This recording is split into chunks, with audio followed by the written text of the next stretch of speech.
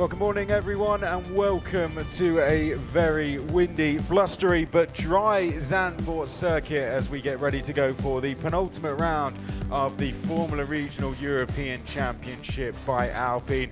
We may have a little bit of a delay to this session. As you might be able to see just to the bottom right of your screen, there was red flags out in the session that was just out before us in GT World Challenge, and there was red flags out in GB3 a little bit earlier as well. So we are running slightly behind schedule. I do apologize for that, but I will say one thing is the conditions are incredibly tricky out there. It may look dry, but that camera angle gives you a good indication as to what the drivers are dealing with. Incredibly high winds for the Freca drivers. They've had 2 days of testing. All of those have been in the wet conditions and not to this extent of wind. So it's going to be a really tricky start. We've had a car go off coming over the hill at turn 6. It looks like it's clipped the grass and then gone across the circuit into the barriers. So that's one of the GT cars that was out in qualifying a little earlier. So the marshals and safety team are out currently just doing the necessary repairs to that barrier. Then we will be away with our session, but that gives us time to run through some of the changes that we have for this round, because there is plenty of them. There you can see the Zandvoort circuit. We are right on the coast here, hence why the wind is so high. The other 2 times we have been here, it has been in the summer. We come a few months later and the conditions incredibly tricky. I was speaking to a lot of the drivers yesterday. They were saying to me, one lap you can be going down to turn 1, car will feel absolutely fine. Next time you can be going down to turn 1, you'll get a big gust of wind and you find yourself off towards the gravel, or even worst case, into the gravel. There's the stricken car that went, looks like that might have been the one that went into that barrier. That is now being towed around, so we are getting a little bit closer to getting this session underway. Whilst we are getting those repairs done and that car retrieved, let's go through the changes we do have for this round, because there are 6 changes to the grid overall, 5 new faces, 1 returning. So let's go through the returning one first of all. Pierre-Louis Chauvet returns to the series this weekend with Santalok Racing, having raced as a guest in the final 3 rounds with RPM last season. Then let's go through some of the new faces we have for this round. Formula 3 podium finisher Nikita Bedrin joins Monolith Racing. He replaces Hadrian David there. Hadrian had been racing there for a couple of rounds, and Nikita Bedrin is going to step into that seat. Very excited to see Nikita in. Obviously had a fantastic season in Formula 3, taking podiums at Hungary and a memorable podium at Spaß, where he came from 18th on the grid to finish on the podium.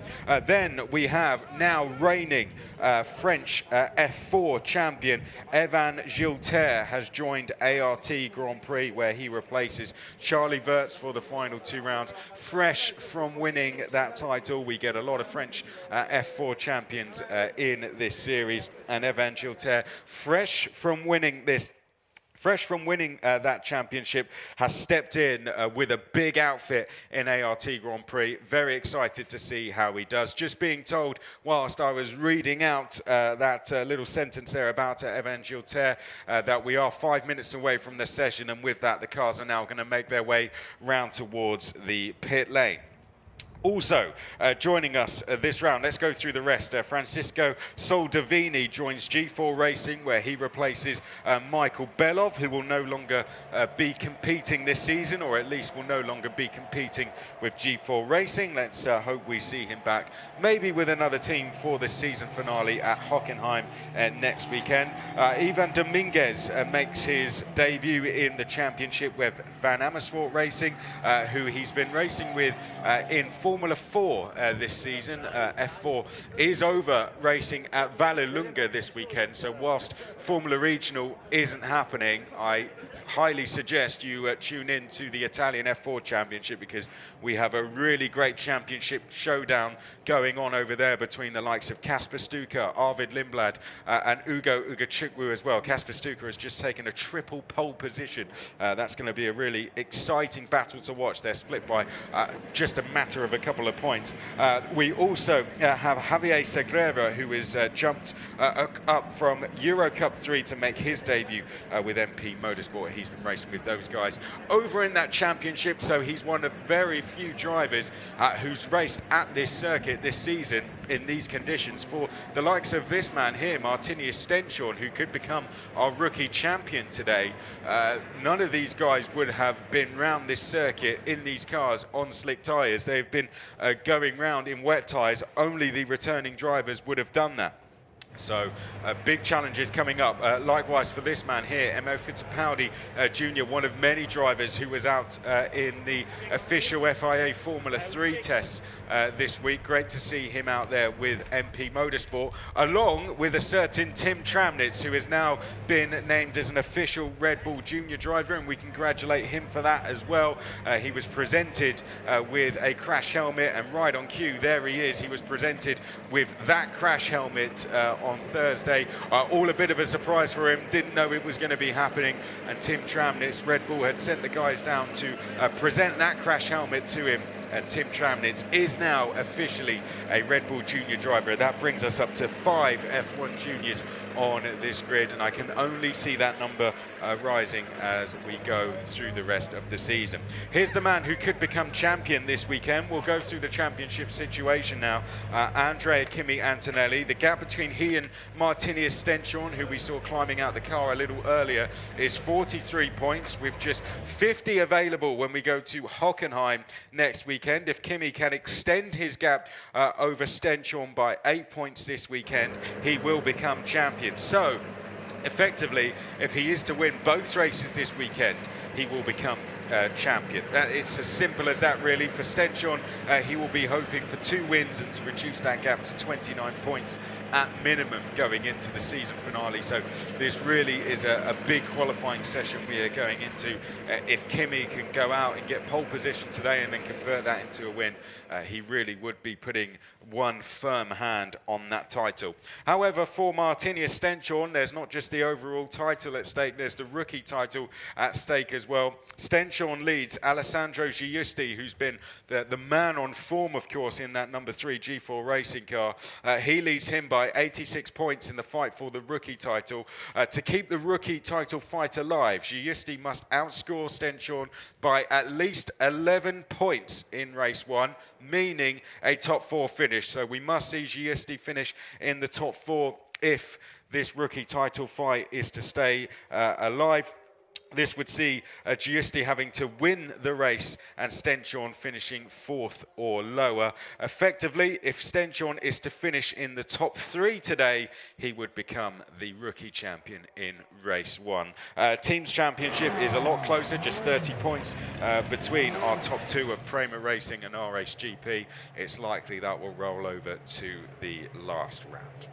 Okay, we can see the guys getting ready to go for qualifying. If you're new to it, then how we do it, because of how many drivers we have out there, over 30 of them this weekend in total. We split them into 2 groups, Group A and Group B.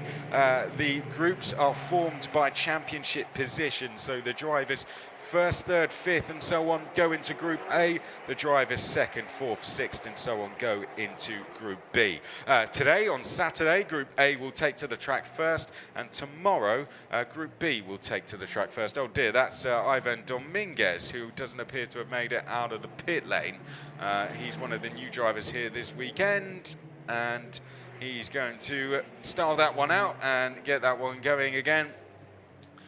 thankfully, without too much trouble. So that will mean that we do not have to have any intervention from a red flag. So that's how the 33 drivers are split this weekend. Maya Berg, as you can see, is in no rush to get out there because she is out in Group B. So the times will be set now by Group A.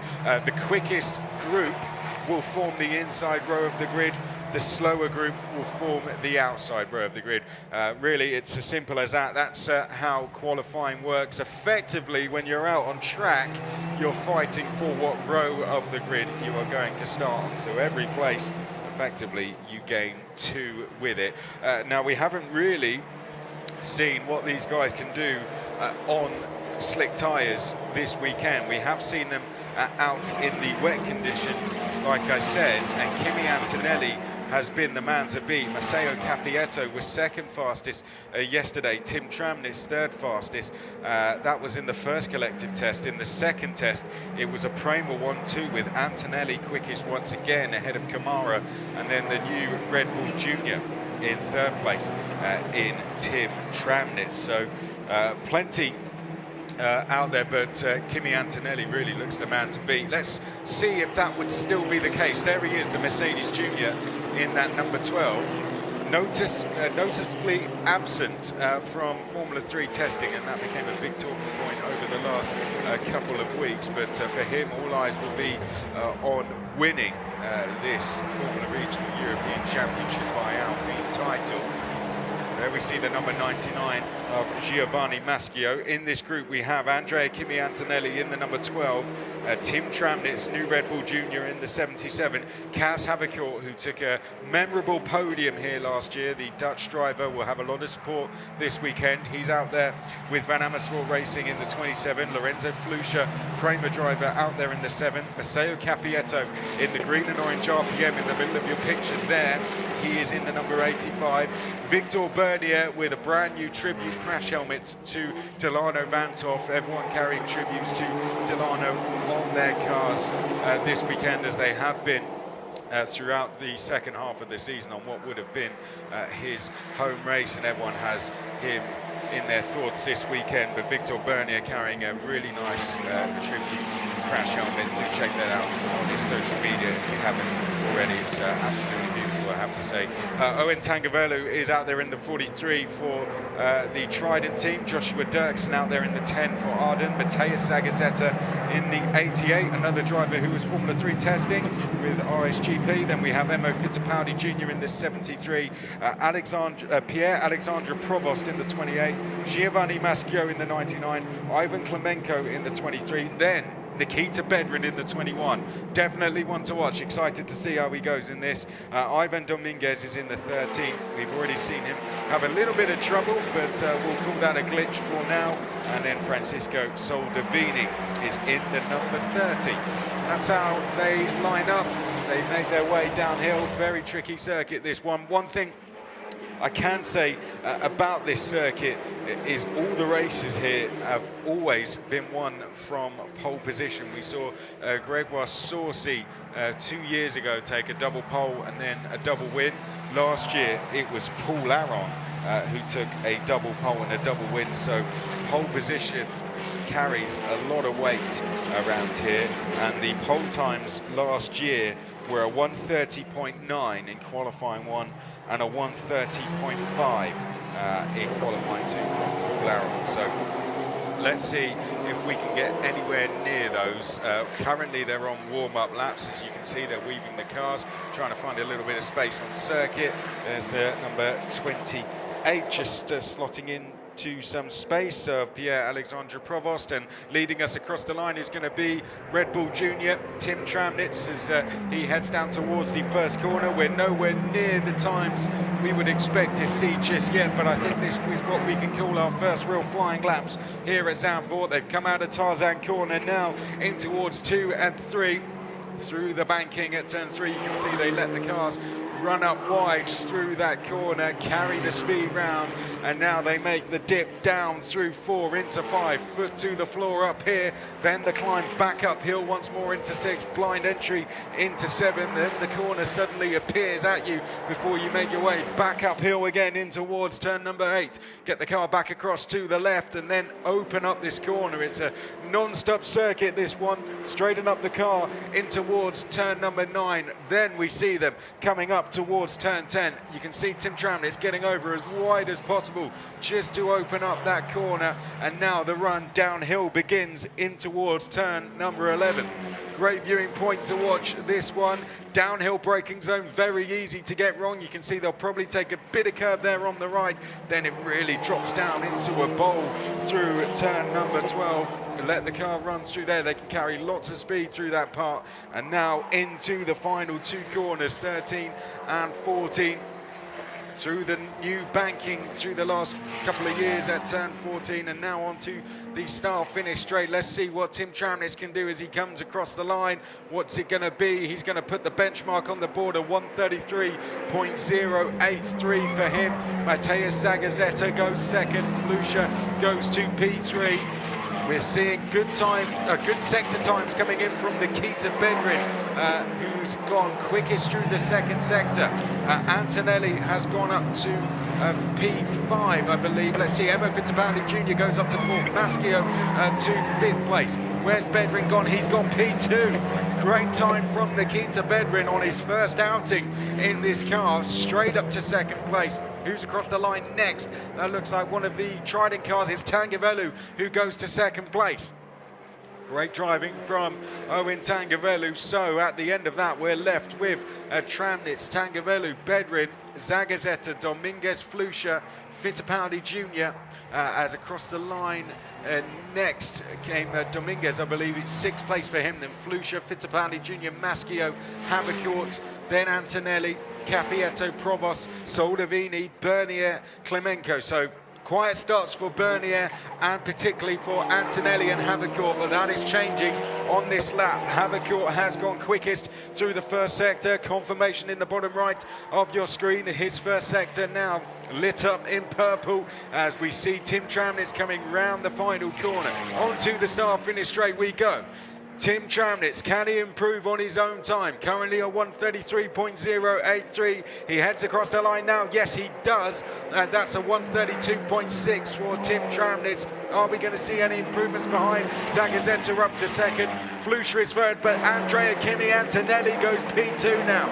The Prema driver up to 2nd place. What about Nikita Bedrin? He was looking fast out there as well. Currently down in 10th.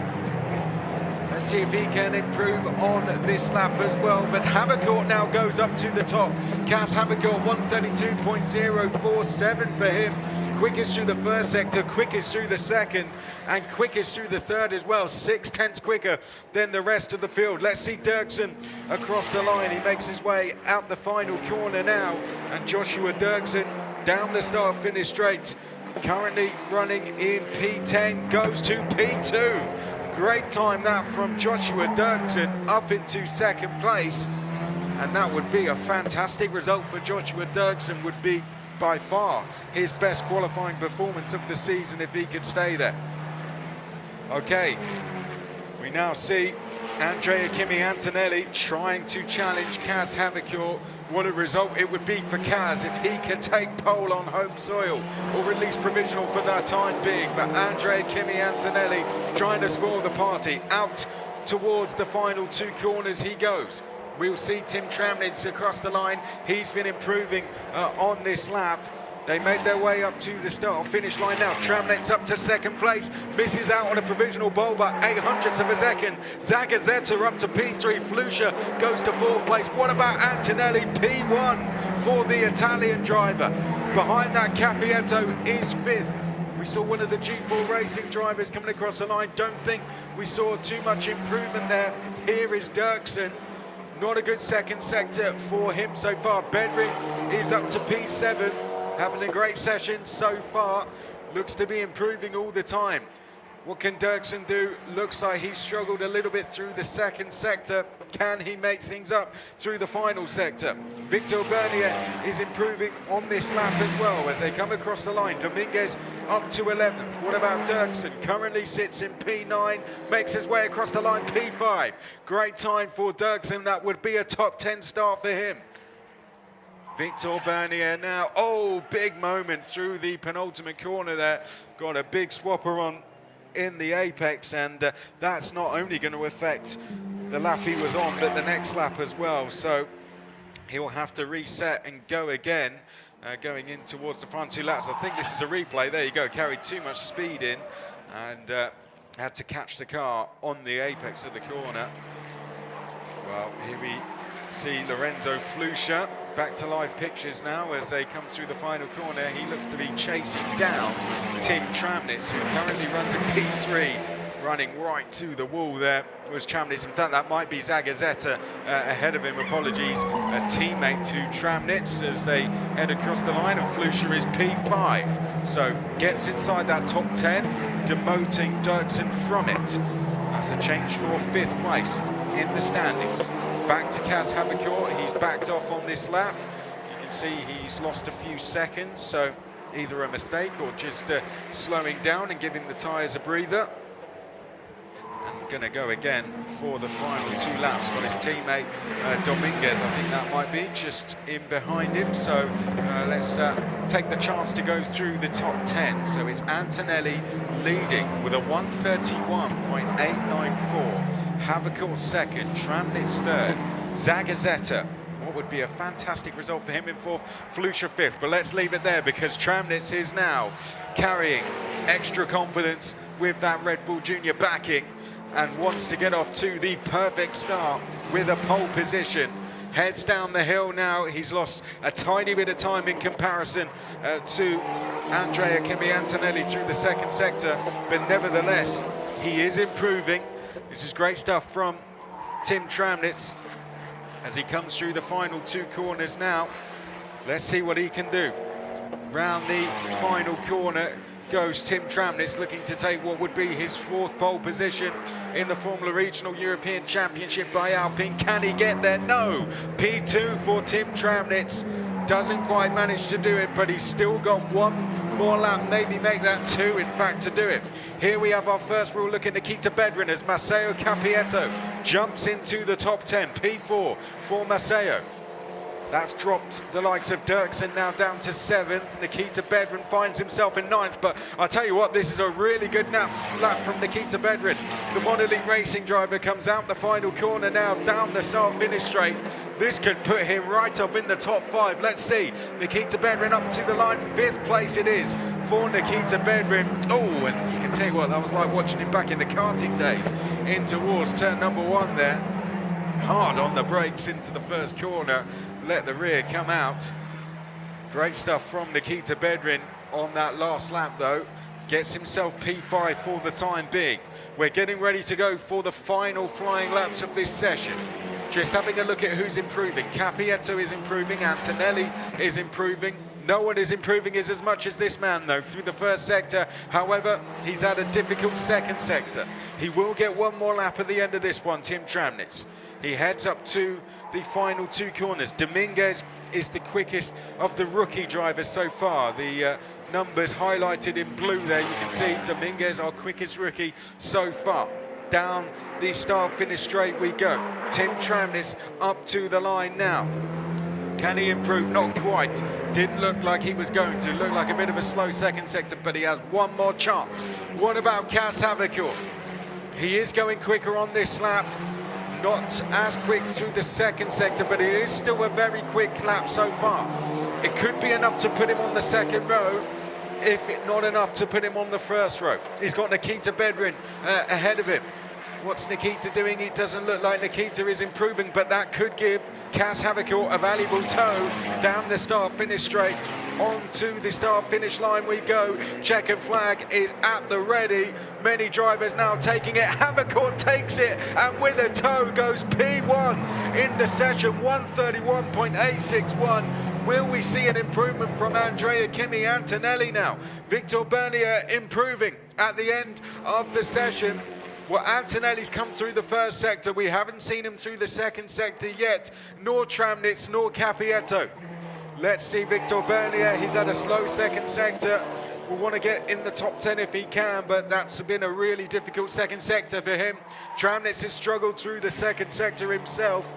Through the final corner comes the MP Motorsport driver, Victor Bernier. A bit of a difficult session for him, but in terms of his standards, as he comes up to the line, there is the checkered flag waving. And he comes across the line, stays P11. One of the cars is boxed in the background. That looks like one of the RSGP cars. I wonder if that was Tim Tramnitz who maybe came in. Here comes Antonelli, up to the line. Will we see a change in P1? No, we don't. Let's see. In fact, that wasn't. Let's have a look if Flusha comes across the line now. No. So it is Cas Havicourt. Let's have a look at Capietto. We can get all of them across the line. Provost comes across the line.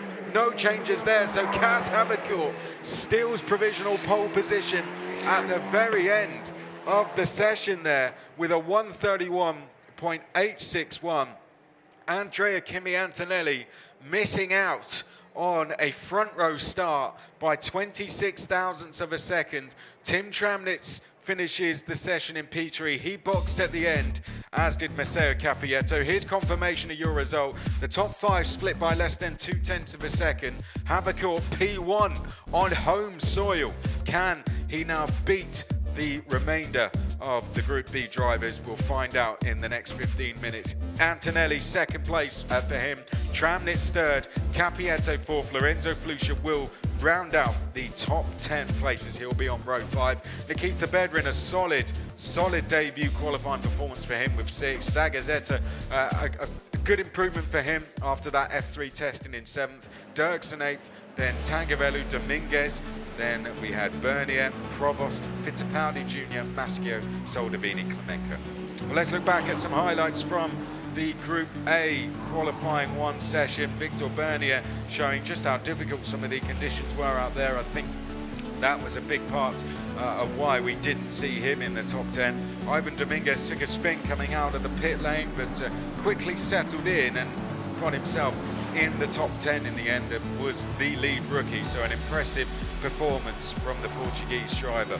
Andrea Kimi Antonelli in the number 12 was the man who would lead us for most of the session, but Cas Havicourt would be the challenger for him. Picked up a toe coming round the final corner from Nikita Bedrin, and that would be enough to see him across the line and see him take provisional pole position. However, we now go again for Group B. We know what our time to beat is. If the time of a 1:38.868 is beaten, Havicourt, Antonelli and Tramnitz will form the outside row of the grid. If it isn't, Cas Havicourt, the home hero, will start on pole position. All he can do now is watch and wait and see, can those guys go and beat him. That gives you a view of what they're dealing with out there. Really low track temperature, very tricky conditions as the drivers climb out their cars now. Walk over to assess their sessions and watch on from the pit wall on how the Group B drivers do. We welcome back Pierre-Louis Chauvet. He picked up a couple of podiums when he raced in the championship with RPM last year. Returns this weekend with Santilok Racing. Great to have him back. He's been racing in the International GT Open this year, along with a couple of other things. He's made an appearance in GT World Challenge as well. It's been a great year for him racing in sports cars. There is the dedicated crash helmet to Delano Vantov of Sami Megatunov, which he launched at the last round. He has had a great run-in the second half of the season, it has to be said, getting himself a couple of podiums, and Sami will hope to continue that. Not a good session for his teammate Victor Bernier, but Sami Megatunov will be hoping now to go and get himself a good qualifying session to kick off the weekend. Rafa Kamara gets straight out as the green flag waves. Joshua Dirksen walks away from his car. I think we'll overall be relatively pleased, as Matheus Agazeta maybe might think what could have been. He showed some great pace in that session. Nikhil Bora, it's been announced he's going to be racing in the Indian Racing League a little bit later this year. He did his very first day in a Formula 3 car this week as well. Did Nikhil Bora. with the Rodin Carlin team.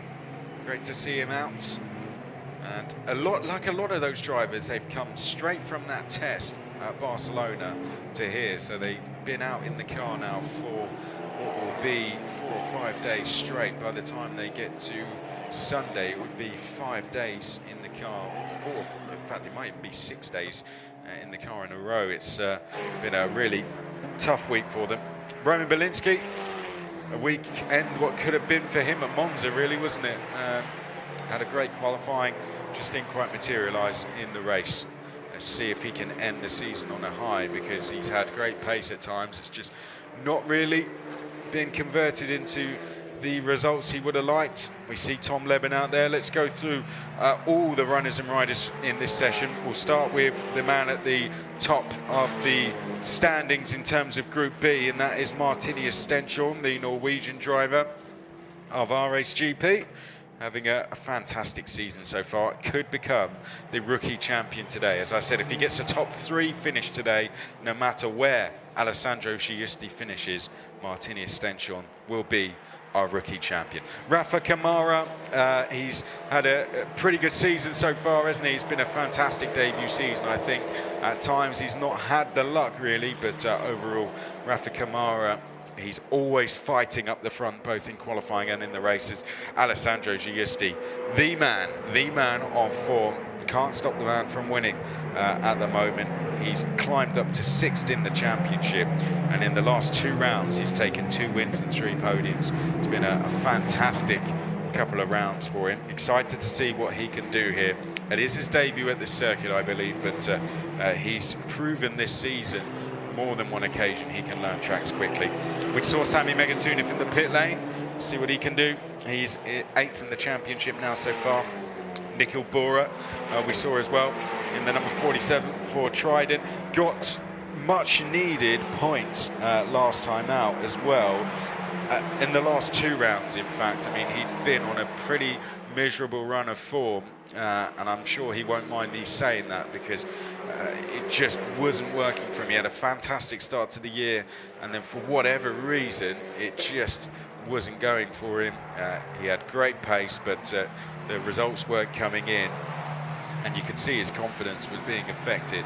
Then he got that breakthrough result with a lot of work with the team around him, and he's looked the driver we saw at the start of the season again, and it's been fantastic to see, and I think that showed when he went out in F3 testing as well. Lawrence Van Hoopen, who did a fantastic job testing as well, I had to say, for ART Grand Prix. Again, another driver who did really good things last time out, got his best ever result in this championship with a P5. So good to see for the Dutch driver. Can we get another Dutch driver towards the front row?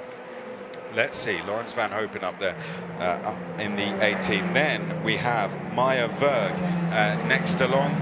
She, like many drivers, is going to be putting slick tyres on this car around this circuit for the very first time in this session. Roman Belinsky is out there in the 4. Marcus Amann, the Sauber Academy driver, in the 25. Tom Leben, there he is in the number 5. Well, he'll be used to the conditions at least, but the track is going to be completely new for him, as will the track conditions in terms of this weekend.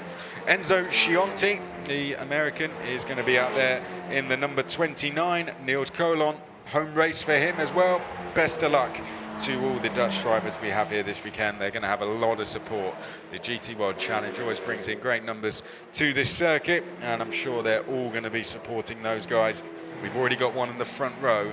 Let's see if we can get the likes of Lawrence Van Hoopen or Niels Colon some good results in this qualifying session. Then we have Evan Gilter. A lot of buzz around him coming in as French F4 champion. We've seen previous French F4 champions coming in to this championship. We now have another. It's fantastic to see the likes of Giusti, who's done a great job. Masson as well. So it's been big names from that championship coming in, and great to see Evan Gilter stepping in fresh as a champion and I'm excited to see what he does this weekend. He looked really quick in testing, actually. Javier Segura is then in the 14, as I said, steps up from Eurocup F3, and then Pierre-Louis Chauvet comes back and doesn't need time to settle into a car like this. He proved that last year when he got straight on the podium.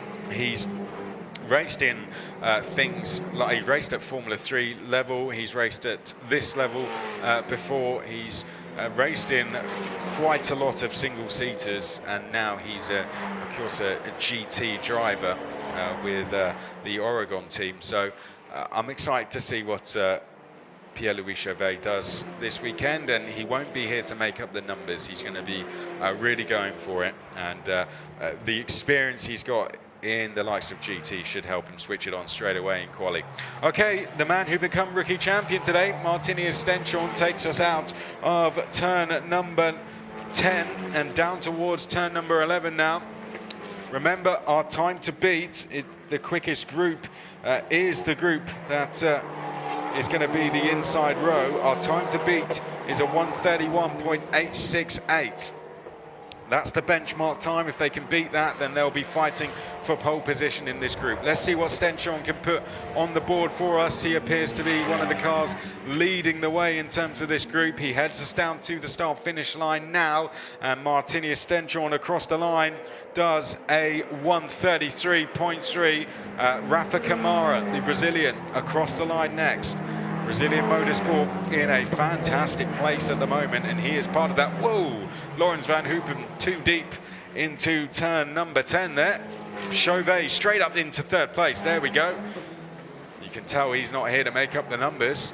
Giusti P4, Lemon P5, Chianti P6, Megatunif, Sagrera, Armand. Then we have Roman Belinsky, P5, that's more like it. Straight up there in P5 for the Trident driver. We haven't really seen the likes of Gilter, Verg and Van Hoopen across the line, but that is about to change. There goes Armand, he goes P1. Great start to the session from Marcus, the rookie driver, hence the blue background to his number. What about Van Hoopen, P3? Great start for Laurens as well. Straight up into third place. Home race for him. This is going to be a really special event for him, and that is a really good start. So we go back now to Camara, who's trying to hunt down Martinius Stenchorn. Javier Sagrera up to fourth. Now, he did race here earlier in the year in Euro Cup 3. That experience will certainly help him settle into this session very quickly. So Sagrera, no surprise in a way to see him up P4, but nevertheless, given the conditions and the quality of the field, impressive stuff to see him straight up there in P4 making a statement. Across the line we go, Stenchorn 1:32.7. They're getting quicker now as we come across the line. Camara goes quickest, 1:32.344 for him. Only half a second away from the quickest time now as they head across the line. We've got Chauvet in P3. Are we going to see any more changes? There goes Tom Leben, he goes to P9. Whoa, that was Sagrera almost going straight off into the barriers. He's had experience racing with this team, albeit in another series, and Sagrera now heads down the hill towards turn number 11. Hard on the brakes, you can tell he's really pushing hard as Marcus Armand goes to second place, the Frenchman. Great stuff from Marcus as we head up towards the final two corners now, and Laurens van Hoopen goes P1. The Dutch driver 1:32.157. What a start to proceedings for the Dutch driver so far. Javier Sagrera though, is he about to spoil the party? Across the line he comes now. No, P3 it is for him, and that was with that big mistake as well. I'll tell you what, he could be a dark horse this weekend. That experience he had here earlier in the season is really helping him make a fast start to this weekend. I think I saw yellow flags out there at turn 2, so maybe someone had a slight off somewhere, but hopefully it goes no further than that. Laurens van Hoopen though, really getting up to speed quickly, wants this pole position. He looks a driver carrying such confidence after that result he had at Monza, the results he had in F3 testing.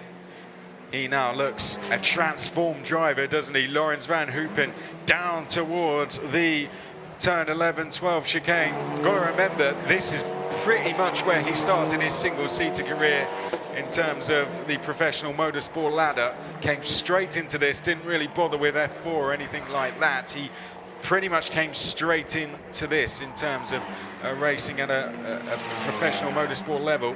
And Laurens van Hoopen now starting to really develop, isn't he? Up to the line he comes. Let's see what he can do on this lap. Goes to P1, 131.936. Great time there, but is he going to be challenged by Evan Gilter? We've got time tumbling here. This looks like Sami Megatuniv to me. Up to the line now. He goes P2, 132.0 for Sami Megatuniv. Javier Sagrera next stays P5 for the time being. He had a bit of a sloppy last sector looking at those times, but he's got time in that car and in himself as well. There's no doubt about that. Martinius Stenchon, a quiet start to the weekend for him. He needs to start finding some pace. He's clearly got it, looking at the first sector. Just struggled through the second sector somewhere. Let's see what he can do now coming up to the line. He's going to start a new lap. He's currently in P9. Behind that, who did we have across the line? Next, that looked like Chauvet, who is P7 so far. Giusti is P6. No real improvements on that lap. Stenchon is the quickest through the first sector, though. There is time in this car. The Norwegian just needs to put the pieces together, and he could be challenging Laurens van Hoopen. They are 1/10 of a second away from, less than a 1/10 of a second away from being on pole position. If they get an 8.67, then they are on pole position. I think we're going to see the pole sitter, I don't want to jinx it, coming from this group, because look at the amount of speed Stenchon has just found through the first sector. Here he comes up through turn number 10 now, gets a nice wide line through there. Martinius, that looks so smooth from Stenchon in the RSGP car, RSGP and Prema Racing, in a duel for the team's championship as well. So all of these points carry a lot, not just for drivers' titles, but for teams' titles as well. It means a huge amount to the teams to win those. Up to the final two corners. Is this going to be enough to put Martinius Stenchon not just quickest in this group, but quickest overall this morning? He comes out the final corner now, down the start-finish straight. He needs to keep this title fight alive with a pole position. Martinius Stenchon does just that. Up to the line, that is overall pole for Martinius Stenchon, 131.841 for him. A fantastic lap for him, and that is enough to put him on overall pole position. Laurens van Hoopen in second. We're yet to see him come through on another lap. Here comes Tom Leben up to the line now. Looks to be trying to get into the top 10. Stays 13th. Enzo Schionti stays 15th. Improvements coming. Let's have a look from the likes of Gilter. Looks to be improving. Belinsky looks to be improving as well. But Stenchon is the one improving more than anyone. He's just gone purple through the first sector. So your top 10 is Stenchon, Van Hoopen, Kamara, Megatuniv, Giusti, Armand, then Sagrera, Belinsky, Chauvet, Gilter. Here comes Evan Gilter. Was P10. Does that change now? No, stays P10 for now, but he's got one more lap to do something about that. The F4 graduate looks like, was sounded like he was in a little bit of bother through the first corner there, fighting with the car. Might have been a car around him, but seemed the tyres were disagreeing with him there as Martinius Stenchon now comes through the final two corners. He's going to have another lap to improve on this even more. Laurens van Hoopen has started a new lap and is improving through the first sector. Here comes Stenchon up to the line. He can only beat himself now, and he's done that. 131.740 for Martinius. Well, Laurens van Hoopen is almost 0.3 of a second slower through the first sector, and that is not an insult to him at all. That's, no one can get anywhere within 2 or 3/10 of Martinius Stenchon through the first sector. He's just hooked that up somewhat, and Laurens van Hoopen Well, he has to try and find times in other places, and he's doing just that, in fact. Well, Laurens van Hoopen has found time through the second sector. If he can make a bit of time up through the third sector, we may see a good battle on our hands here. Let's first see, oh, well, Belinsky's come up to the line and gone P2. Great time now from Roman Belinsky as he takes the checkered flag. Marcus Armand up to the line will stay P7. Who have we got next? It's Laurens van Hoopen up to the line next, P2 for Laurens van Hoopen. Not quite enough to beat Stenchon, 600ths of a second behind. Here comes Sami Megatunev now up to the line next. Sagrera will be the car you see next coming round the bend behind. Megatunev into P5, so he will be in the top 10. Here's Sagrera, 8th place so far on his Formula Regional European Championship by Alpine debut. He's P8 currently, he stays P8. He got in a bit of bother through the final sector. Do we see any more improvements? Rafa Kamara is improving on this final lap. He's done a personal best through the second sector. Someone boxing in the background with, I think, is Stenchon. Now that opens the door for Kamara. Up to the line he comes. Kamara stays P4. Here comes Chauvet. Does he improve? Not quite. No, he stays P9. And that should be that. It doesn't look like Maya Berg is improving. In fact, she might even be coming in to the pit lane to the left of screen. So that is your lot then from qualifying for race 1 in the Formula Regional European Championship by Alpine. And Martinius Stenchon has done everything he can to keep this title fight alive. There is a gap between he and Andrea Kimi Antonelli to chase down of 43 points. Andrea Kimi Antonelli will start race 1 from 4th. Martinius Stenchon will start it from pole position, a 1:31.740 for him. Great driving from Martinius to get himself on to the front row of the grid and take his 4th pole position of the season. Van Hoopen, great start. We're going to have an all-Dutch set. We're going to have 2 Dutch drivers on the front 2 rows there.